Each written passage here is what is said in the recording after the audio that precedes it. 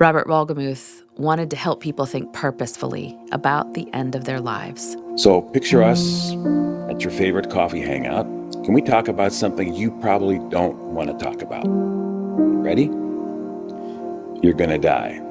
Someday your heart will squeeze its last squeeze. You'll close your eyes, and that'll be all. And I'm gonna die too. Robert wanted to help people prepare for eternity, so he wrote a book called Finish Line. The inspiration for Finish Line was watching my wife of almost 45 years slowly step into heaven. She was a warrior, a brave soldier. And because of the way she died, my own fear of facing my own death literally went away. It really did. I believe the same could happen to you. This is the Revive Our Hearts podcast with Nancy DeMoss Wolgemuth, co-author of You Can Trust God to Write Your Story. I'm Dana Gresh. Well, friend, I have to begin today with some heartbreaking news. Our friend, Nancy's husband, Robert Wolgemuth, has gone home to be with the Lord. He went into the hospital on Christmas Eve, 2025. And Nancy told friends that Psalm 118:24 was on her heart that day. It says, "This is the day the Lord has made. Let us rejoice and be glad in it." Nancy did continue to rejoice in the Lord through the ups and downs of Robert's treatment. She continued to sign her text with the phrase you've heard her say many times, "Heaven rules." Robert was married to Bobby Wolgemuth for 44 years. They had 2 daughters, Missy and Julie. Robert married Nancy Lee DeMoss in 2015. To learn more and watch a video about Robert and Nancy's courtship and beautiful marriage, you can visit reviveourhearts.com. We'll have a link to that video in the transcript of this program. Now, I'm sure we'll have more tributes for Robert in upcoming days, but as we're still reeling from the news, we're going to remember Robert by airing an interview I conducted with him in 2023. He just released a book to help readers prepare to enter eternity. The book is called Finish Line: Dispelling Fear, Finding Peace, Preparing for the Rest of Your Life. I began by asking Robert why he wanted to write a book about death. I wrote a book a couple years ago called Gun Lap, which is about the final lap around a track on a long-distance race. So actually, when the lead runner starts the final lap, the starter fires his pistol again, and they call that the gun lap. Some races, they do a bell and call it the bell lap, but gun lap. So it was not about death. It was about doing well on your final lap. Mm-hmm. And it was intended to be an encouragement to guys my age, and talked about the unique struggles that men like me face during this season. Our bodies are failing us. Our relationships are changing. And so the Gun Lap book did very well. And I wanted to write the sequel to it because the Gun Lap is good, but you have to hit the finish line. The end is that long final straightaway when you actually cross the line and break the tape. So, as you know, I've had direct personal experience with death. And so I wanted to tell that story in detail. I wanted to encourage readers as they face their own death. I mean, as you know, death is 100%. All of us are going to die. Now, unless Christ returns, or we can be like Enoch and be swept away on a chariot, or Elijah, that'd be cool. Yeah. So I was married to Bobby for almost 45 years. We were married in 1970. We were children. I was 22 and she was 20. In February of 2012, so 30 months before Bobby stepped into heaven, we went to a doctor's office, an appointment with an oncologist. We had never been to an oncologist before because oncologists deal with cancer, and we were all cancer-free. There was nothing in our history or even in our friendships, our relationships, our family that had cancer attached to it. But we went to this clinic in Orlando, and we sat down with an oncologist, a highly respected oncologist, and walked out of the room with the news that Bobby had stage 4 ovarian cancer. Ovarian cancer is very stealth, unlike other forms of cancers that women deal with, like breast cancer. This one really sneaks up. It's a very secret disease. So this was her first appointment, and she was already stage 4. And I'll never forget Dana walking into the waiting room, and I was with my younger daughter, Julie, and the elevator door opened, and in this room are probably 40 women. Many of them were sitting there with men, their husbands, and everybody was bald. And my wife, Bobby, had this amazing mane of hair. And I'm looking at those people and saying, well, here we go. My life is about to dramatically change. So the book opens with the story of Bobby's funeral. That was in early November 2014. She died in late October. And what I say about not just the funeral, but about Bobby, was that the way she handled this, her own imminent death, was she removed from my heart any fear of dying. The way she handled all the treatments that she went through, the horrendous stuff, she never complained. When I tell people that, they go, yeah, right, okay, come on, like never? I'm going to tell you, between us and God as our witness, she never complained. She went through a clinical trial that rendered her totally in pain, uncomfortable. It was the middle of the summer, and she's in bed with a knit cap and blankets all over because she's freezing to death, right? So, but she never complained. She showed me and her friends how to do this with grace.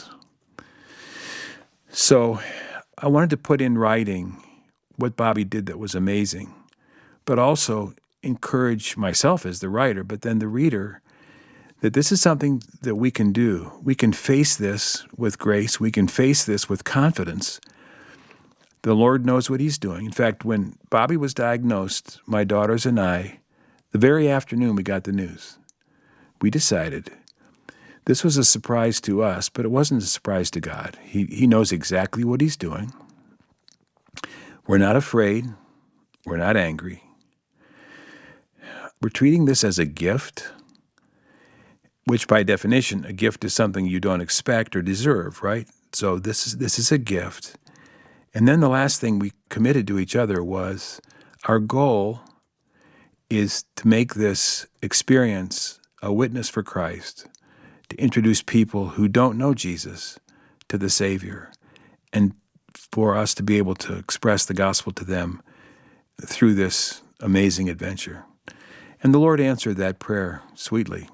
We didn't really pray for Bobby's healing because, sometimes that feels presumptuous, like we know what God's will is. I mean, we wanted her well. We didn't like this. We hated cancer. I still do. But we wanted that to be really up to the Lord. And we trusted either way, healing or death, he would have his way, and he would know what's best for us as a family. So in the process of all these treatments, we didn't use Caring Bridge, actually. Caring Bridge was really beginning to get up and running. It's an amazing ministry. But I sent out emails to friends and just gave them updates. It wasn't a lot of medical stuff. It was just what the Lord is teaching us through this process. And then the response from those people was incredible. And kind of as a sidebar, as you know, one of the recipients of those emails was a client of mine who I helped with her publishing. And it was Nancy Lee DeMoss. And actually, Nancy live streamed the funeral and emailed me right after and said, I'd love to broadcast some of this on Revive Our Hearts. So way back, Nancy broadcast some of Bobby's funeral service on Revive Our Hearts. And who would ever have known that a year later I would invite this lady to be my wife? So it's God's providence, his leading is almost too overwhelming to describe. It's not easy always. It's not painless always, but it's always good. So here's this lady, 57 years old, never married. I knew her as her agent. I knew her professionally. But the Lord has been so good. Yeah. And you and Bob are such close friends, and so we've shared a lot together. But I know that you know how amazing Nancy is as a gift to me. And the fact that I've had an opportunity to share in the ministry of Revive Our Hearts has been an incredible gift to me. So anyway, back to Bobby. So she stepped into heaven in late October of 14. And I wanted to tell the story. The subtitle of Finish Line says it. It's dispelling fear, finding peace, preparing for the end of your life. And so I've been ruminating on this. You know this, Dana, because you do this every single day. But I couldn't sleep last night just thinking through our conversation and wanting to unpack each of those phrases one at a time to encourage the people who are listening right now. Let's do it. Again, that subtitle is Dispelling Fear, Finding Peace, Preparing for the End of Your Life. Robert, how did your experience with death dispel fear? Well, I had never been that close to it. In fact, I opened the book with the question, when was the first time you saw a dead body? I mean, some people, grown-ups, except for funeral parlors where, the deceased is all plasticed and coiffed and perfectly dressed. A lot of people haven't seen a dead person except in that situation. So I tell the story as I was a kid swimming in a lake and a guy drowned. So that was my first image of a dead person. But when the dead person is your wife of almost 45 years, you've had children together, you've gone through life experiences together, you've moved multiple times, et cetera, et cetera. When it's that person and when it's diagnosed and then you're looking toward the potential of death, there's a tremendous amount of fear about that. At the beginning of this year, a football player was on the field, played for the Buffalo Bills, and tackled a running back, and he stood up, turned around, and fell to the ground. Damar Hamlin plays for the Buffalo Bills. Yeah. It became a prayer meeting, right? Yes. Their newscasters were praying. Yeah, that is an amazing thing. His name is Dan Orlovsky. He said, I think we ought to pray right now. Yep. And it was like a holy moment on ESPN. And why was it? Because somebody almost died. In fact, when he hit the ground, he was dead. His heart had stopped beating. And the players knew because they were praying, and not like the regular prayer, like let's bend a knee and do the right. Exactly. This was intercession on the field. Unbelievable. It was. And they knew. Yeah. So, and an interesting thing about this is, Nancy's daddy died when he was 53 years old. And he was playing tennis on a Saturday morning. He had just dropped Nancy off at the airport in Philadelphia, and then he went to play tennis, and he suffered a severe heart attack and was dead before he hit the ground. Well, 30% of us will die like that. I mean, we're talking to each other, we're out for coffee, going for a walk with our mate, and we just drop dead. The lights go off. Really? 30%? 70 will have some kind of exit ramp. Some a little shorter, some a little longer. But, when you read, like, people's famous last words, the second scenario where they have some time between the time they know they're going to die and the fact that they die, they have a chance to say something, right? So, in fact, the book includes some interesting famous last words. Like W.C. Fields was dying, and people walked into his room. He was a well-known agnostic, and he's reading a Bible. And he said, Mr. Fields, what is that? He said, it's a Bible. He said, what are you doing? He said, I'm looking for a loophole. That was and then he died. It didn't seem like he found one then. Exactly. So when death approaches, the knee-jerk reaction across the board, around the world, is fear. In fact, COVID-19, what was going on around the world? Fear. Why? Fear of what? Fear of dying. People are afraid to die. Now, I know that some things that we did to protect ourselves or others were probably overdone. I think statistics and research will confirm that as years go by. But people are afraid to die. So the book's goal, mission, is to dispel that fear. In fact, the whole first chapter of the book is called Spoiler Alert, Heaven is Real. And Nancy's long-term friend, Randy Alcorn, wrote an endorsement for the book. There's only one endorsement in the book. I thought early on, if I could get Randy to endorse this book. You don't need anybody else. I don't need anybody else. You don't need anybody else. That's the one. Exactly. A book on heaven, yes. Yes, exactly. So I talk about heaven, that it really is a real thing. There's some wonderful stories about funerals and celebrating the death of people who have gone to be with the Lord. But here's a verse, it's actually from 1 Corinthians 2, that as Bobby got sicker and sicker, I bet she quoted this 200 times. It was a lot more than that, but I don't want to be accused of exaggerating. And here it is. Eye has not seen, nor ear heard, nor has it entered into the heart of man the things which God has prepared for those who love him. 1 Corinthians 2:9. So Bobby was a painter.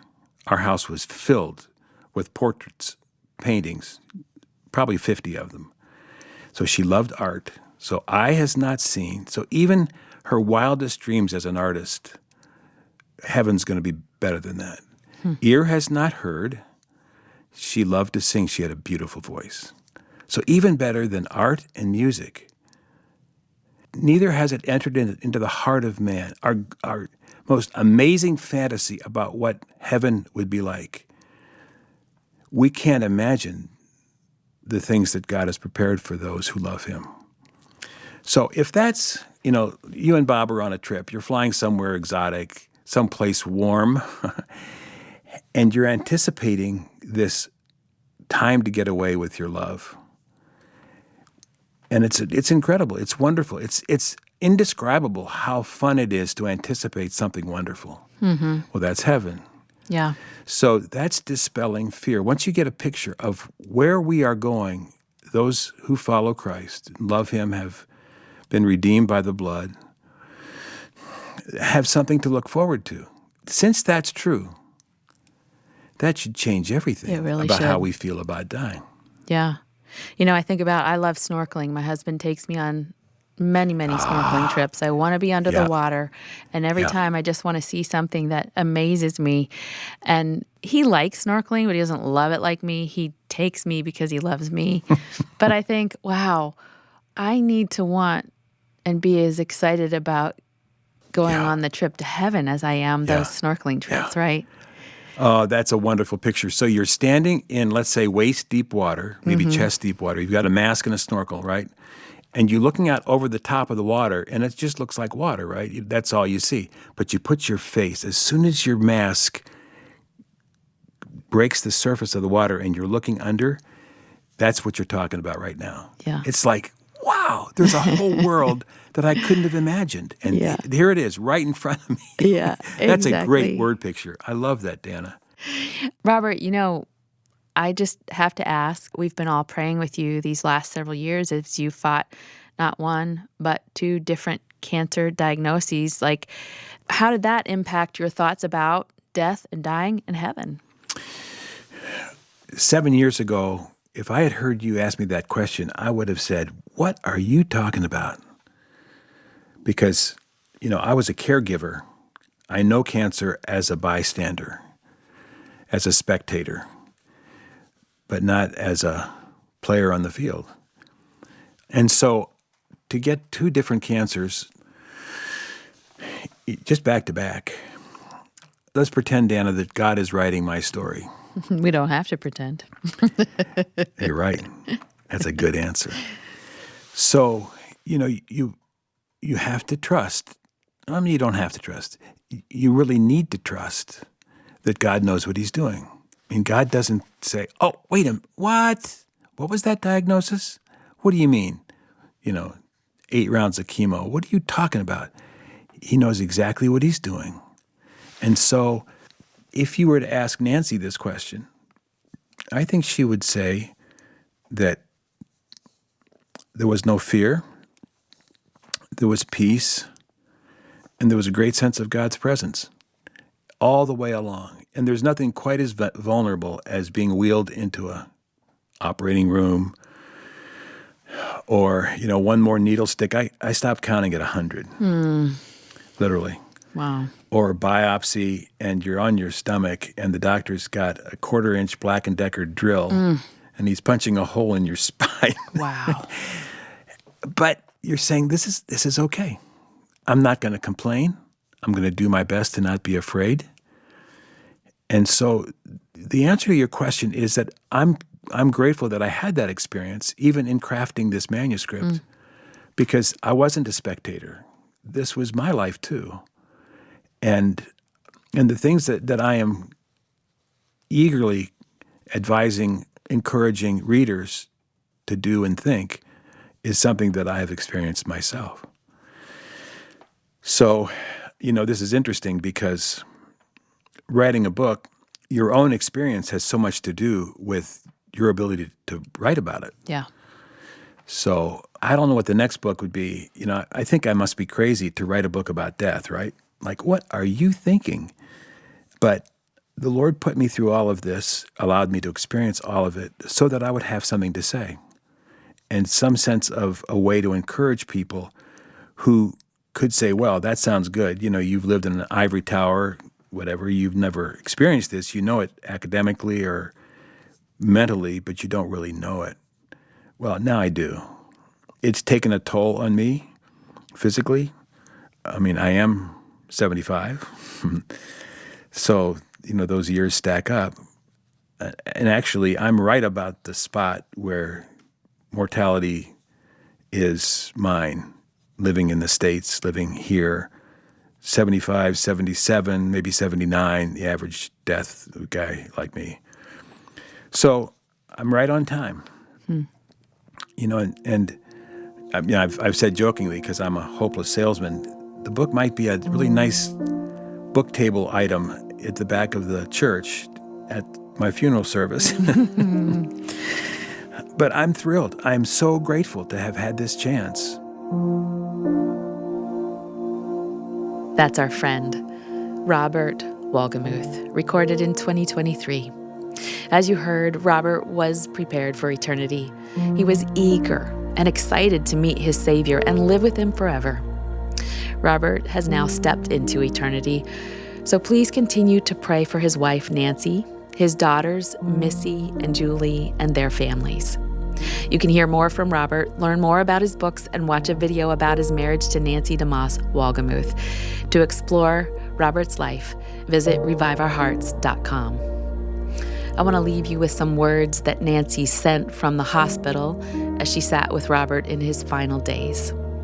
She wrote, "Even in the midst of this painful trial, my heart is unexplainably full and grateful.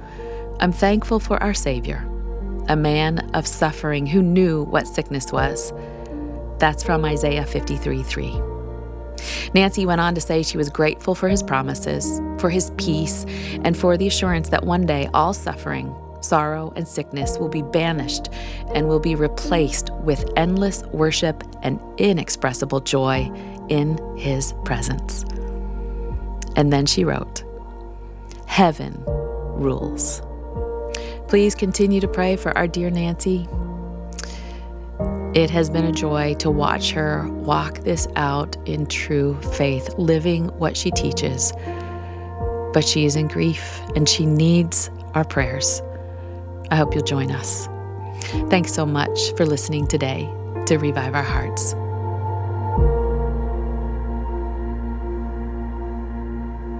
This program is a listener-supported production of Revive Our Hearts in Niles, Michigan, calling women to freedom, fullness, and fruitfulness in Christ.